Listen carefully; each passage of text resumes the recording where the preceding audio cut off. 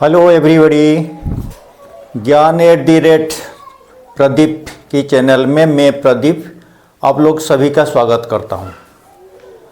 आज हम इससे पहले क्लास में मेंसुरेशन का पेरीमीटर के बारे में हमने पढ़ा था। आज हम पढ़ेंगे एरिया। उस टाइम में मैं पेरीमीटर समझाते समय प्रॉपर्टीज का बारे में नहीं बताया था, क्योंकि प्रॉपर्टी इतना ज़रूरत नहीं था। हमको खाली साइड से हमको पेरीमीटर निकल जाता है, तो हमको साइड के बारे में जानकारी दिया था और उसकी पेरीमीटर के बारे में बताया था। आज हम पढ़ेंगे एरिया। एरिया कैसे निकाला जाएगा, एरिया किसे कहते हैं, एरिया कैसे निकाला जाएगा, और उसके साथ साथ उसकी हर एक शेप या फिगर का प्रॉपर्टी भी मैं बताऊंगा। प्रॉपर्टी याद नहीं रखोगे तो आपको भविष्य में दिक्कत आएगा, क्योंकि जब थ्योरम आएगा आपको प्रूव करना पड़ेगा कैसे कैसे क्या प्रूव करना है। तो आपको प्रॉपर्टी याद होगा तो आपको हर एक चीज़ का प्रूफ आप कर सकते हैं। तो इसीलिए आप ध्यान से वीडियो को देखना आखिर तक। प्रॉपर्टी के साथ साथ एरिया भी बताऊंगा, एरिया कैसे निकालना है, और हर एक शेप का प्रॉपर्टी के बारे में भी जानकारी दूंगा। अगर प्रॉपर्टी आपको पहले मालूम है अच्छी बात है, अगर नहीं मालूम है, जिसको नहीं मालूम है वो भी सीख जाएंगे। प्रॉपर्टी के साथ साथ एरिया निकालना है। एरिया के बारे में मैं आज आपको बढ़िया से समझाऊंगा। तो हम शुरू करने से पहले यही बताऊंगा सभी व्यूअर्स को, अगर हमारा वीडियो आपको थोड़ा सा भी अच्छा लगता है लाइक कर दीजिए, अंगूठा के सिंबल में हाथ लगा दीजिए, टच कर दीजिए। और जो नए व्यूअर्स है चैनल को सब्सक्राइब नहीं किए हैं अभी तक, वो सब्सक्राइब कर लेना ज़रूर, कि इसी तरह मैं आपको हर एक लेसन का वीडियो लेकर आऊँगा। और अगर अच्छा लगता है, थोड़ा सा भी आपको ज्ञान मिलता है हमारा वीडियो से, हमारा पढ़ाई से, तो ज़रूर लाइक कर दीजिएगा और दोस्तों के साथ भी शेयर करने का भूलिए मत। ठीक है, तो अभी हम शुरू करेंगे। क्या है, एरिया निकालेंगे। तो एरिया कैसे निकाला जाएगा, एरिया किससे कहते हैं, इससे पहले क्लास में आपको मैं बताया था। तो इसलिए आज हम शुरू करेंगे एरिया कैसे हम निकालेंगे। ठीक है, एरिया सबसे पहले आप देखिए, मैं बताता हूं रेक्टेंगल का। सबसे पहले क्या है, रेक्टेंगल।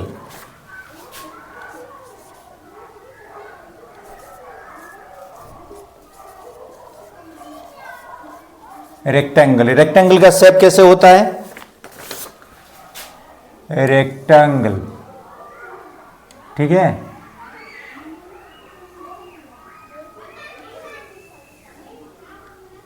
ये मान लीजिए आपका रेक्टेंगल।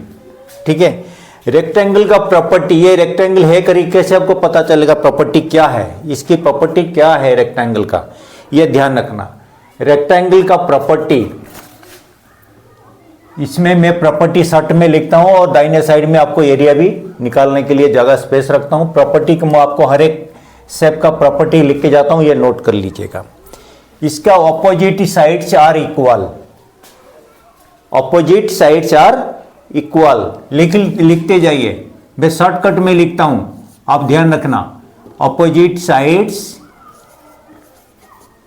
आर इक्वल, पहला प्रॉपर्टी क्या है, ए में ऑपोजिट साइड से आर इक्वल, मतलब ये इक्वल होगा, ये दोनों इक्वल होगा। ये नहीं कि चारों इक्वल नहीं बताया, ऑपोजिट साइड से आर इक्वल, ये इक्वल होगा और ये दोनों इक्वल होगा। ठीक है, ये दोनों इक्वल होगा। ऑपोजिट साइड से आर पैरेलल, ऑपोजिट साइड से आर पैरेलल भी होगा। ये दोनों लाइनों के बीचों में इनका जो अंतर है ये हर एक जगह में बराबर होगा, पैरेलल, समांतर। क्या है, समान अंतर। तो ये पैरेलल भी है और क्या है, इक्वल भी है। ठीक है, ऑपोजिट साइड्स, ये लाइन मान लीजिए, इसका नाम हमने दे दिया A B C D, A B C D. ठीक है, ए बी और सी डी ये दोनों क्या होगा, पैरेलल भी होगा और इक्वल भी होगा। BC और AD, BC और AD ये भी दोनों इक्वल होगा और पैरेलल होगा। इक्वल मतलब इनकी जो लेंथ है दोनों का बराबर होगा, और ये दोनों पैरेलल भी होगा, समांतर होगा। ठीक है, तो यहां से देखो ये भी इसमें क्या कहला जाएगा, AB और CD ये दोनों लेंथ कहला जाएगा, और ये BC और D ये ब्रेड्थ होगा। ठीक है, तो हमारा AB और CD दोनों क्या होगा, equal and parallel. AB equal और पैरेलल किसके साथ, CD। ठीक है, ये जो सिंबल है पैरेलल का, ये पहला वाला हो गया इक्वल। इसी तरह BC इक्वल भी होगा और पैरेलल भी होगा, किसके साथ, AD के साथ, DA के साथ। ये समझ में आया। तो opposite sides are equal, B में opposite sides are parallel, opposite sides are parallel. ठीक है, और क्या होगा, all angles equal, all angles, इसमें कितना एंगल है, 4 एंगल, तो ऑल एंगल्स आर इक्वल। ये ध्यान रखना, ये ऑल एंगल्स इक्वल होगा तो कितना डिग्री होगा, 90 डिग्री, तभी तो 360 बनेगा। तो ऑल एंगल्स आर क्या होगा, सभी एंगल इक्वल होगा। ठीक है, all angles are equal, all angles are equal, all angles are equal. Opposite angles are equal, जब ऑल एंगल्स इक्वल हो गया तो ऑपोजिट एंगल भी क्या होगा, इक्वल होगा। तो इसमें ऑपोजिट एंगल्स, शॉर्टकट में लिखा हूं ऑपोजिट, ध्यान रखना, ऑपोजिट एंगल्स आर इक्वल। क्या क्या प्रॉपर्टी देख लो, sum of two adjacent angles 180 degree, adjacent angles मान लीजिए ए एंगल और बी एंगल, एक लाइन के ऊपर दोनों एंड में, दोनों वर्टेक्स में अगर 2 एंगल होता है, ये दोनों एंगल का सम कितना होगा, 180 डिग्री होगा। तो सम ऑफ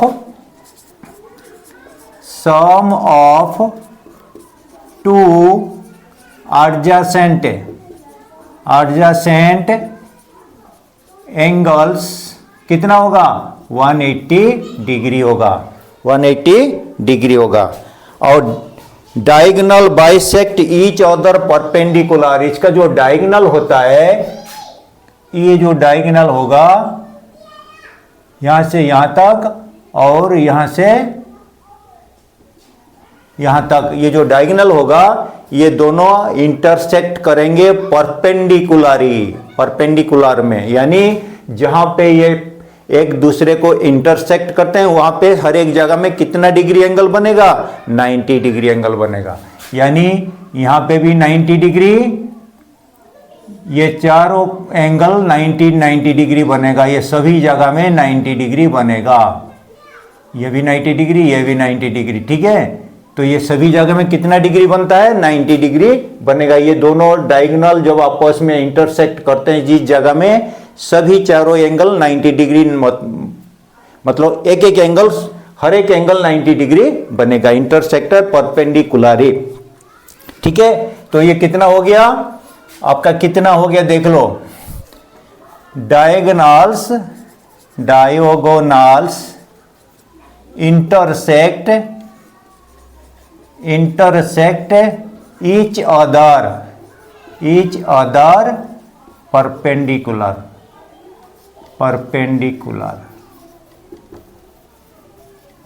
ठीक है, तो ये हो गया उसकी क्या है, प्रॉपर्टीज। तो अभी हम निकालेंगे उसकी एरिया। इसकी एरिया कुछ नहीं है, आपको ध्यान रखना, एरिया ऑफ रेक्टेंगल,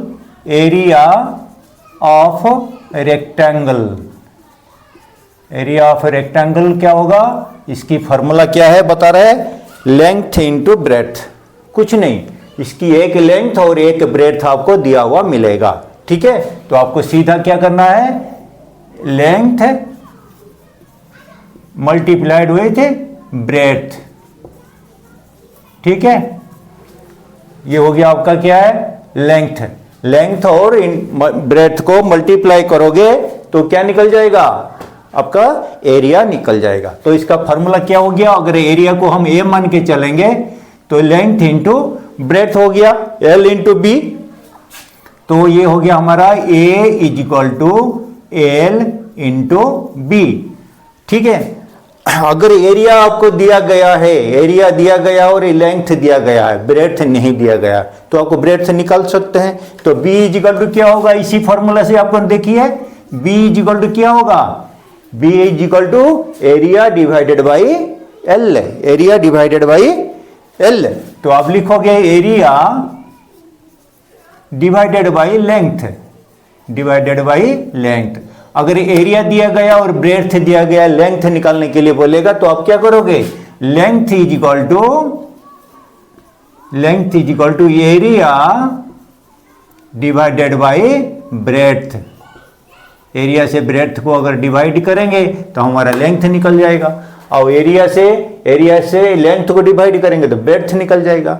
अगर लेंथ और ब्रेथ दिया गया है, एरिया निकलना है, तो दोनों को लेंथ और ब्रेथ को गुणा करेंगे तो एरिया निकल जाएगा। तो ये हो गया आपका रेक्टेंगल का एरिया निकलने का। इसका पेरीमीटर में क्या बताया था, पेरीमीटर को भूलना नहीं, हमेशा याद, जो भी फॉर्मूला बताया गया ये ध्यान रखना। इसका पेरीमीटर क्या बताया था, 2l plus 2b, 2l plus 2b। दोनों लेंथ को और दोनों ब्रेथ को अगर सम करेंगे तब हमारा पेरीमीटर निकल जाएगा। इसका शॉर्ट फॉर्म में था 2 इंटू एल प्लस बी, ये ध्यान रखना। इसका पेरीमीटर क्या था, प्रीवियस क्लास में आपको मैं बताया था, एरिया रेक्टेंगल का perimeter is equal to 2l plus 2b या 2 whole into L plus B. तो ये समझ में आ गया।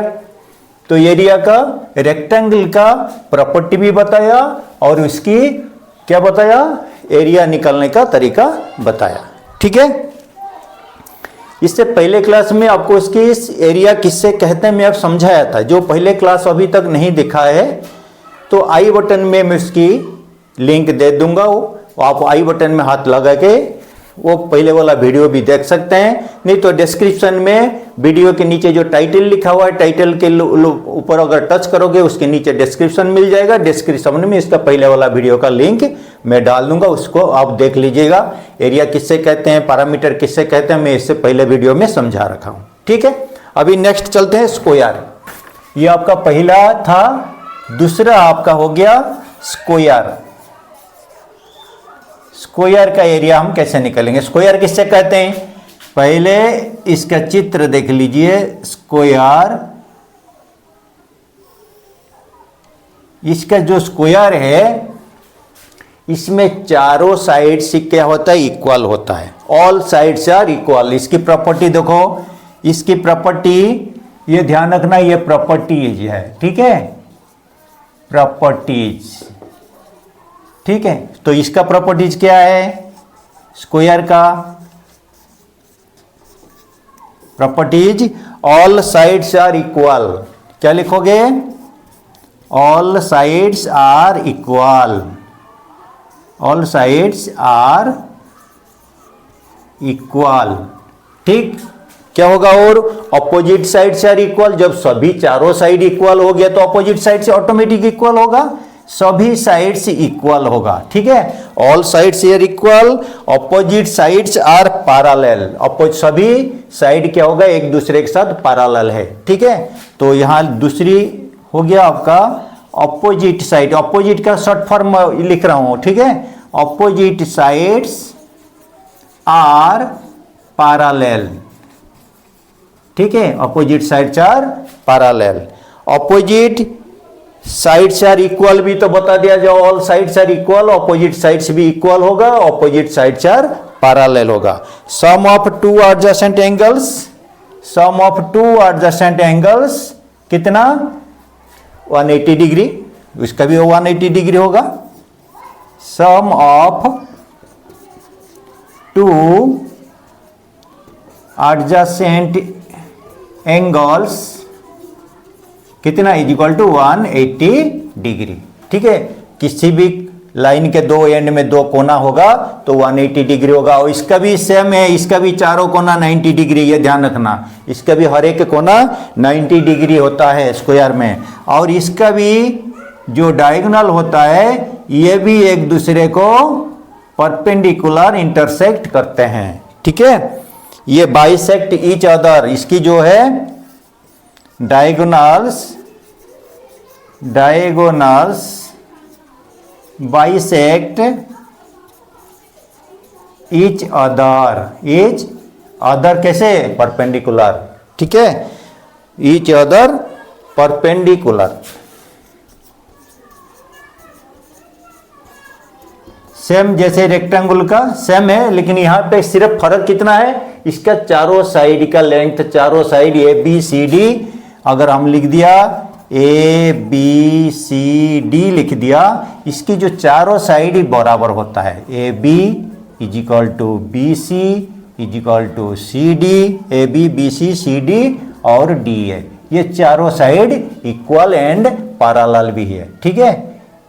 ए B parallel B C, parallel C D, parallel D है, ठीक है। इसका चारों साइड क्या है? इक्वल होगा, पैरेलल होगा, हर एक एंगल 90 डिग्री होगा, दोनों डायगोनल एक दूसरे को बाइसेक्ट करते हैं, वो भी हर एक जहां पे बाइसेक्ट करेंगे वहां पे भी चार एंगल 90 डिग्री करके बनेगा। इसका हो गया स्क्वायर का प्रॉपर्टीज, ध्यान रखना, ठीक है।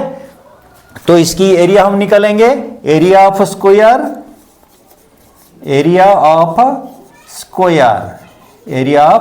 स्क्वायर, इसका एरिया ऑफ स्क्वायर क्या है? इसकी लेंथ और ब्रेड्थ होता नहीं, क्योंकि इसका लेंथ और ब्रेड्थ क्या है? इक्वल होता है। लेंथ जो अगर एक साइड बड़ा होता तभी तो लेंथ बनेगा, ब्रेड्थ बनेगा, इसका तो चारों साइड इक्वल है, ये इसका ध्यान रखना। L is equal to B, इसका क्या है? लेंथ भी और ब्रेड्थ भी इक्वल होता है, इसका तो छोटा बड़ा होता नहीं, तो इसका मतलब इसका एक ही साइड का नाप आपको दिया हुआ मिलेगा, ठीक है। एक साइड का नाप, आप किसी भी साइड का एक साइड का नाप आपको दिया हुआ मिलेगा, ये मैं प्रीवियस क्लास में पेरीमीटर समझाते समय भी बताया था, ठीक है।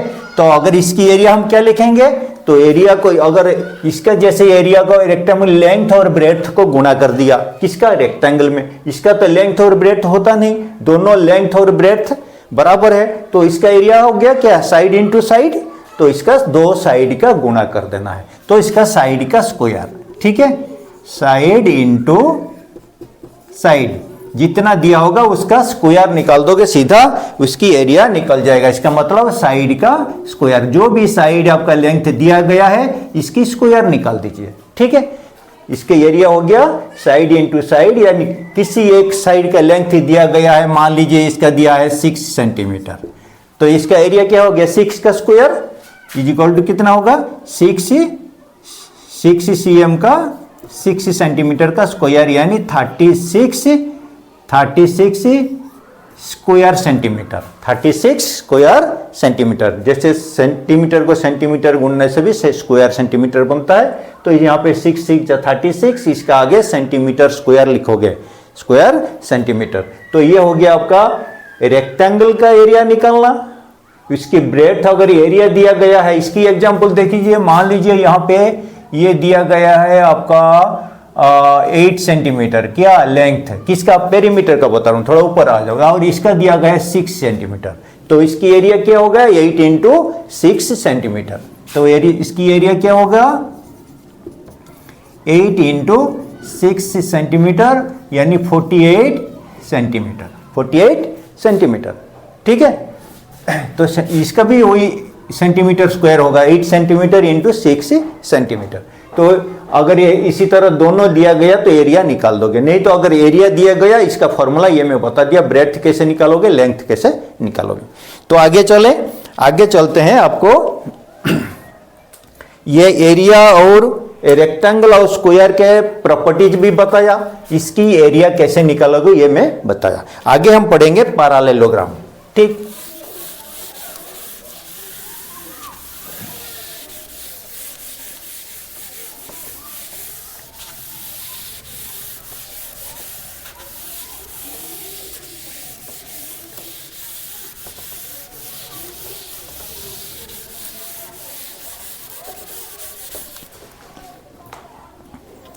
तीसरा है आपका हमारा पैरेललोग्राम,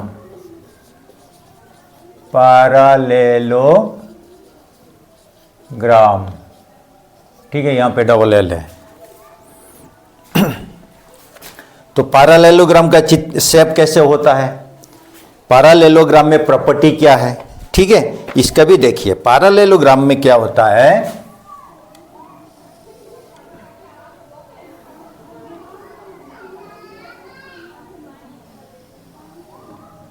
इसका नाम दे दिया है A B C D, A B C D.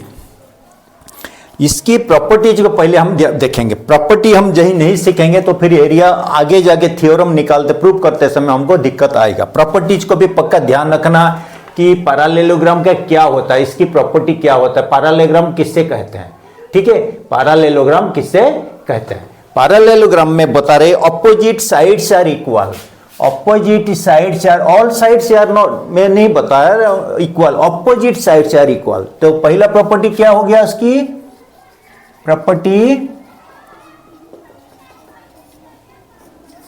Opposite sides are equal, opposite sides are equal, यानी ए बी और सी डी ये इक्वल होगा और बी सी और डी ए ये इक्वल होगा। ऑपोजिट साइड्स आर पैरेलल, ये भी पैरेलल होता है, तो opposite sides are parallel, opposite sides are parallel, opposite sides are parallel. Opposite angles are equal, opposite angles, मान लीजिए यहां पे ए एंगल का ऑपोजिट एंगल कौन हो गया, सी एंगल, ये दोनों एंगल क्या होगा, बराबर होगा। और बी एंगल और डी एंगल, ये दोनों एंगल ये भी बराबर होगा, ठीक है, बी और डी बराबर होगा, ए और सी एंगल बराबर होगा। तो यहां पे लिखेंगे ऑपोजिट एंगल, 3 नंबर में opposite angles are equal, opposite angles are equal. Sum of 2 adjacent angles 180 degree, sum of 2 adjacent angles is equal to कितना, 180 डिग्री, यानी ए एंगल और बी एंगल को मिलाएंगे 180 होगा, या बी और सी दोनों को मिलाएंगे तब भी 180 होगा, सी और डी को जोड़ोगे तब भी 180 होगा, और ए और डी को मिलाओगे तब भी 180 होगा। ये हो गया एडजेसेंट एंगल, एक लाइन के दो एंड में 2 एंगल जो होता है इसी को एडजेसेंट एंगल्स कहते हैं, ए और बी, या बी और सी, बी और बी सी के 2 एंड में 2 बी एंगल और सी एंगल, इसी तरह सी डी या ए डी, ये किसी दोनों को मिला दो, इसका एंगल कितना बनेगा, 180 डिग्री बनेगा। इसका जो डायगोनल, ये भी ईच अदर को बाइसेक्ट होता होगा, पक्का एक दूसरे को क्या होगा, क्रॉस करता होगा, इंटरसेक्ट करते होंगे, बाइसेक्ट करेंगे। लेकिन यहाँ पे नहीं बताया कि ये यहाँ पे 90 डिग्री बनता है, यह ध्यान रखना। सिर्फ दोनों diagonals bisect each other by होना चाहिए, दोनों एक दूसरे को क्रॉस करेंगे, ठीक है। तो आगे अगर इसकी एरिया हम निकालेंगे, इसकी एरिया निकालते समय और एक चीज की जरूरत पड़ेगा। क्या चीज की जरूरत पड़ेगा यहाँ पे, क्योंकि ये दोनों जो बी सी और ए डी, ये दोनों क्या है, यहाँ पे एंगल में यहाँ पे 90 डिग्री नहीं है, ये स्ट्रेट नहीं है, ये ध्यान रखना। ए डी और बी सी ये स्ट्रेट लाइन, परपेंडिकुलर लाइन नहीं है, तो यहाँ पे तभी तो ये 90 डिग्री नहीं बन रहा है। अगर जैसे रेक्टेंगल और स्क्वायर में बता के गया कि यहाँ पे 90 डिग्री बनता है, ये परपेंडिकुलर, यहाँ पे दोनों डी ए और बी सी ए 90 डिग्री में एंगल नहीं बनाता है, कोई भी कोण में 90 डिग्री एंगल नहीं बनता है। तो इसकी क्या जरूरत पड़ेगा, इसकी जो एरिया निकालते समय ये ध्यान रखना, इसकी एरिया निकालते समय इसकी हाइट की जरूरत पड़ेगा। हाइट जैसे ये दोनों रेक्टेंगल और स्क्वायर में ये दोनों ए डी बी सी, इसकी जो चारों साइड 90 डिग्री एंगल बनता था, तो इसकी हाइट जो है, बेस जो है वही हाइट ब्रेड्थ जो है वो उसकी हाइट बन जाता था। लेकिन इसका जो हाइट तो बनेगा नहीं, ये तो लाइन तिरछी है, ये लाइन तिरछी है, ये तिरछी लाइन कैसे, तो फिर इसका कैसे हम निकालेंगे, इसकी हाइट की जरूरत पड़ेगा। इसको हमेशा ये ध्यान रखना, आपको जब भी एरिया निकालने के लिए पैरेललोग्राम का देगा तो पक्का उसकी हाइट आपको बताया गया होगा, तो इसकी हाइट ये ना किसी भी वर्टेक्स से यानी एक एंड से इसकी एक हाइट इसी तरह आपको एक हाइट परपेंडिकुलर दिया होगा, यहाँ पे ये आपका ये 90 डिग्री एंगल बनता होगा। ए बी सी डी इस जगह में जहाँ पे ये टच करता है इसका नाम मैं दे दिया ई।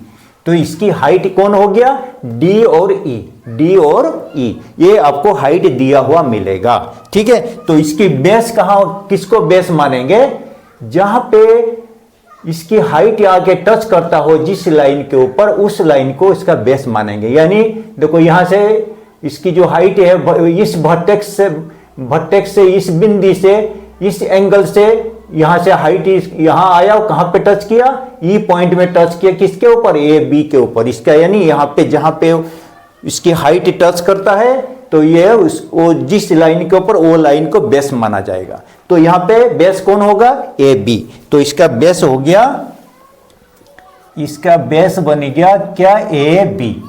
और इसकी हाइट क्या बन गया, हाइट, इसकी हाइट बन गया डी और ई, D E.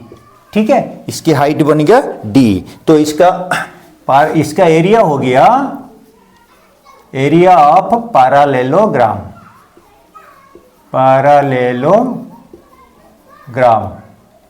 Double area of parallelogram का क्या है, इसका हो गया आपका बेस इंटू हाइट। यानी बेस के साथ हाइट को गुणा करोगे तो उसकी एरिया निकल जाएगा, बेस इंटू हाइट। ठीक है, तो इसका शॉर्टकट में क्या लिखेंगे, A is equal to B into H, B into H. अगर दे दिया इसका एरिया निकल गया, क्या है, A is equal to B into H. तो बी कैसे निकालोगे, अगर एरिया दिया होगा, बी बेस कैसे निकालोगे, तो एरिया दिया होगा तो हाइट दिया हुआ मिलेगा। दोनों क्वेश्चन में एरिया भी मिलेगा और हाइट भी मिलेगा, तो बेस कैसे निकालोगे, तो यहां पे क्या लिखोगे, देन इसका दूसरी फॉर्मूला बेस कैसे निकालोगे, B is equal to area divided by height, इसी तरह एच यानी हाइट कैसे निकालोगे, area divided by base, area divided by base. ये ध्यान रखना इसकी फॉर्मूला। ठीक है, एक फॉर्मूला से दूसरी फॉर्मूला निकल गया। अगर एरिया आपको क्वेश्चन में दिया गया है, हाइट दिया गया है, तो बेस कैसे निकालोगे, एरिया से हाइट को डिवाइड कर दीजिए। और एरिया और बेस दिया गया, हाइट निकलने के लिए गया तो एरिया से बेस को डिवाइड कर दीजिए। तो इसी तरह आपका तीसरा फॉर्मूला हो गया आपका क्या, पैरेललोग्राम। तो ये नीचे वालों को मिटाता हूं। अभी देखेंगे नेक्स्ट क्या है हमारा,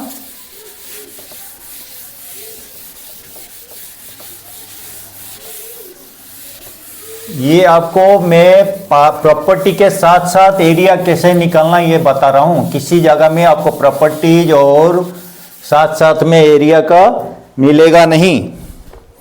ठीक है, अभी हम करेंगे रोम्बस। नेक्स्ट है ट्राइंगल का, हम बताएंगे थोड़ा लास्ट में, इसको टाइम लगता है। ट्राइंगल, बहुत सारे ट्राइंगल होता है, एक ही किस्म का ट्राइंगल नहीं है। ट्राइंगल जो है 6-7 किस्म की ट्राइंगल है। वो क्या क्या है वो आपको मैं विस्तार से समझाऊंगा। तो ट्राइंगल को थोड़ा पेशेंस रखिए, मैं समझाऊंगा ट्राइंगल को। अभी हम चलते हैं नेक्स्ट में रोम्बस।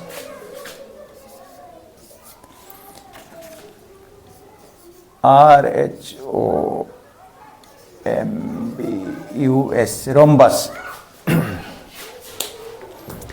रोम्बस का क्या फॉर्मूला ये बता रहा है, रोम्बस का चित्र कैसे होता है ये ध्यान रखना। रोम्बस का चित्र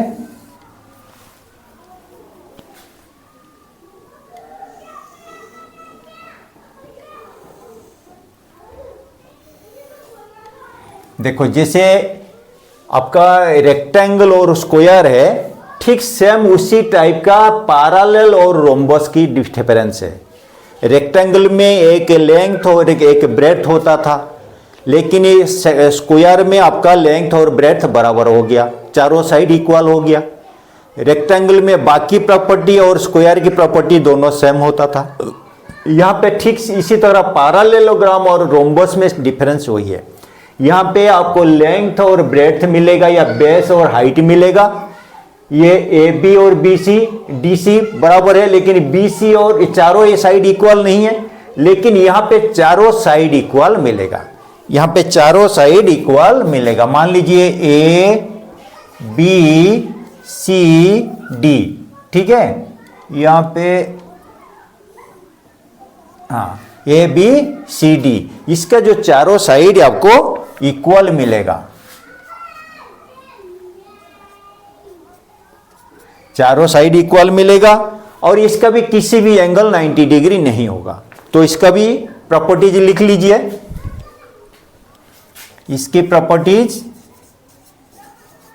याद कर लेना, ये सब नोट कर लीजिए, याद करना है, ध्यान रखना है कि किसको पैरेललोग्राम में क्या होता है, रोम्बस में क्या होता है, ये सब ध्यान रखोगे तभी आपको आसान हो जाएगा। प्रॉपर्टी में ऑल साइड्स आर इक्वल, इसका पहला property all sides are equal, ठीक है, चारों साइड इक्वल हो गया।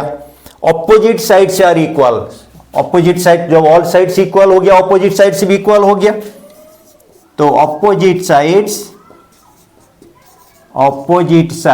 Are equal, opposite sides are equal, opposite sides are parallel, सब ठीक है, opposite sides are equal and parallel, यहां पे भी साथ में लिख दो, equal and parallel, opposite sides are equal and parallel. Opposite angles are equal, यहां पे भी मैं बताया था ऑपोजिट एंगल्स आर इक्वल, यहां पे भी ऑपोजिट एंगल्स आर इक्वल, ठीक है, ऑपोजिट एंगल्स आर इक्वल, यहां पे भी लिखो opposite angles are equal, opposite angles are equal. Sum of adjacent angles, ये यहां भी सेम है, sum of two adjacent angles 180 degree, ठीक, sum of two adjacent angles is equal to 180 degree, ये दोनों एंगल डी और सी, या सी और बी, या ए और बी, किसी भी दो एंगल को आप क्या करोगे, इसके सम जो है 180 डिग्री होगा। इसका लेकिन ध्यान रखना है कि रोम्बस में इतना ही फर्क है कि इसकी जो है डायगोनल जो है इंटरसेक्ट जो करते हैं, बाइसेक्ट होता है, ये परपेंडिकुलर होता है, ठीक है, इसकी जो डायगोनल है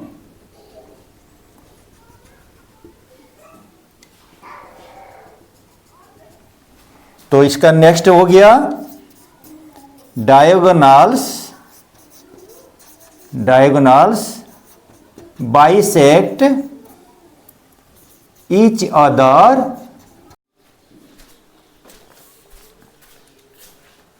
तो ईच अदर परपेंडिकुलर,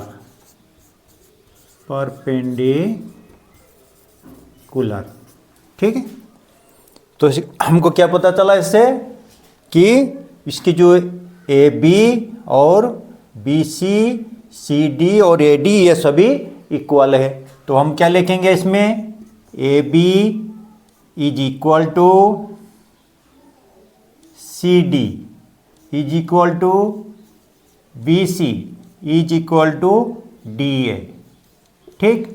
और क्या है पता चला कि इसमें ये सभी पैरेलल भी है, ऑपोजिट साइड से आर इक्वल एंड पैरेलल, तो ये हो गया सभी इक्वल, तो पैरेलल भी सभी होंगे, तो कौन किसके साथ पैरेलल होगा, ए बी और C D parallel, A B parallel C D, comma B C parallel D A, B C parallel D A, इससे पता चल गया हमको कि ये सभी इक्वल है और ये आपस में दोनों पैरेलल है। और क्या है इसका अभी हमको दो डायगोनल मिला, दो डायगोनल मिला, डायगोनल कौन कौन मिला, बी डी और ए सी, डायगोनल कौन कौन, डायगोनल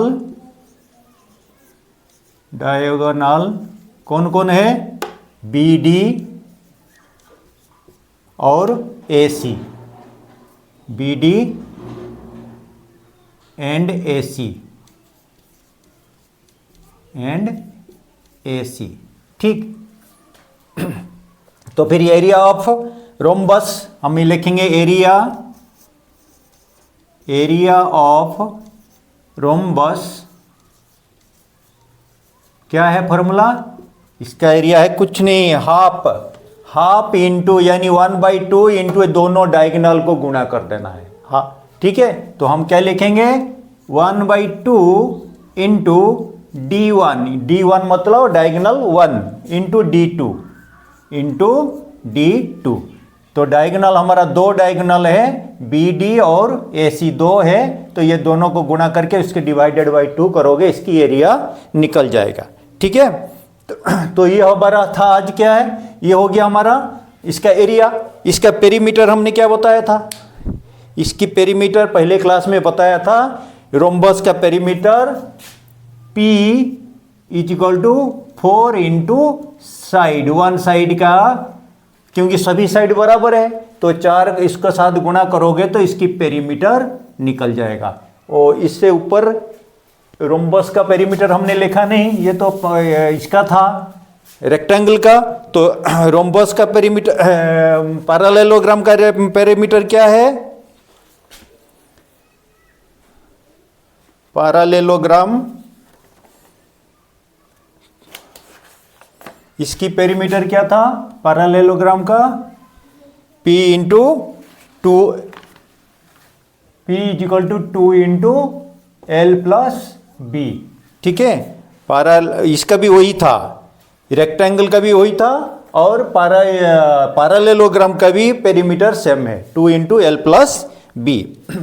तो अभी ये समझ हमको बता दिया, एक चारों का बता दिया क्या क्या प्रॉपर्टीज के साथ साथ एरिया कैसे निकाला जाएगा। ठीक है, एरिया निकाला जाएगा। वीडियो बहुत लंबा हो रहा है, बाकी बच गया हमारा क्या क्या बचा है, अभी भी ट्राइंगल है, सर्कल है, सेमी सर्कल है, सेगमेंट है, सेक्टर है। तो वीडियो को मैं ज़्यादा लंबा ना करते हुए आज इसको यहाँ पे रखता हूँ। नेक्स्ट वीडियो में जो बाकी बच गया हमारा सर्कल, ट्राइंगल, सेक्टर, सेगमेंट, इसका एरिया में आपको नेक्स्ट वीडियो जल्दी से जल्दी मैं आपके पास लेके आऊँगा। अभी तक जिन्होंने लाइक नहीं किया, चलते चलते मैं बताता हूँ, चलने बंद करने से पहले जो लाइक नहीं किया उसको लाइक कर दीजिए, चैनल को सब्सक्राइब कर दीजिए नेक्स्ट वीडियो आपको देखने के लिए। नोटिफिकेशन में ज़रूर हाथ लगा दीजिएगा, नोटिफिकेशन में ऑल में टच कर दीजिए, तभी हमारा वीडियो जैसे मैं डालूंगा आपके पास नोटिफिकेशन पहुंच जाएगा कि नेक्स्ट वीडियो आ गया है। ठीक है, तो आज के लिए मैं इतना रखता हूं, नेक्स्ट क्लास में फिर मिलेंगे। थैंक यू, जय हिंद।